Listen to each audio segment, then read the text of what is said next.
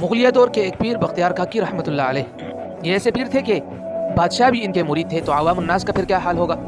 جب ان کی وفات ہوئی تو ایک بڑے میدان میں ان کا جنازہ رکھا گیا۔ جب عین جنازے کا وقت آیا، ایک شخص آگے بڑھا اور اس نے کہا کہ مجھے حضرت کاکی رحمۃ اللہ علیہ نے یہ وصیت کی تھی کہ جب میں دنیا سے اٹھ جاؤں، میں پردہ فرما جاؤں، تو فرمایا کہ میرا وہ شخص جنازہ پڑھائے جس کے اندر 4 خوبیاں ہوں، کبھی اس سے تکبیر تحریمہ نہ چھوٹی ہو۔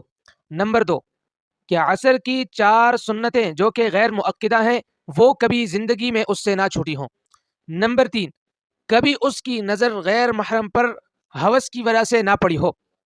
نمبر 4، کہ کبھی اس سے تہجد کی نماز نہ چھوٹی ہو۔ اب لوگ حیران اور پریشان تھے کہ کون شخص ان کا جنازہ پڑھائے گا، کون آگے آئے گا۔